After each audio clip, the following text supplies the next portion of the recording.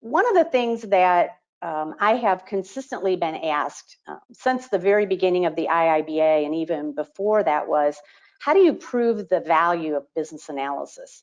And I always knew, because I've been doing business analysis for a long time, that we provided a lot of value to our organizations.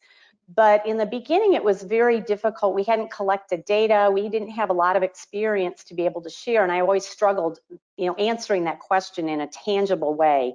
But now, after many years of having done this and worked with many companies, I've seen so many examples of where business analysis professionals have really saved organizations money, saved them from making some mistakes, and so I say saved them a lot of headaches. And so I wanted to give you 5 specific examples today, just to give you an idea. There are hundreds of other examples that you probably all can share, but I just wanted to share a few to give you some tangible value that we see in business analysis. And I primarily focus these examples on money and the idea that time is money, right? So employee time is a very valuable commodity in our companies. And even though it's considered a fixed cost, it is still a very valid cost. So anytime we save employee time in our organizations, we are improving our organization's bottom line. And most of us, or many of us, are working for profit.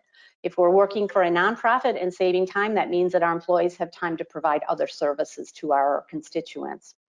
And of course, anytime we can help an executive make a decision more quickly and make a good quality decision, we're saving lots of time there, and time is money. And then of course, the variable costs are always easier to see. If we pay outside consultants or service providers or vendors, we save those kinds of costs. That's a really easy, tangible thing to measure.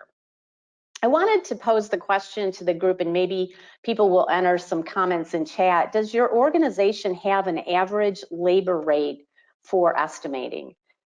If not, I would suggest that you should ideally maybe work with your human resources group to talk about that, because even if it's just a really rough average of what an hour of an employee's time costs the company, that is a great data point for you to use when you're doing business cases and when you're estimating the value of your work.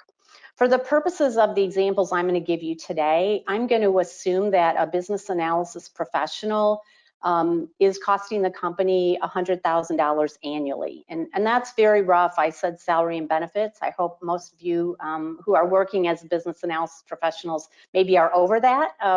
But just to give us some numbers, so I split that into a monthly cost, a weekly cost, and an hourly cost. Again, just so that we can get some relative numbers for what kinds of savings that we can see and what kinds of value.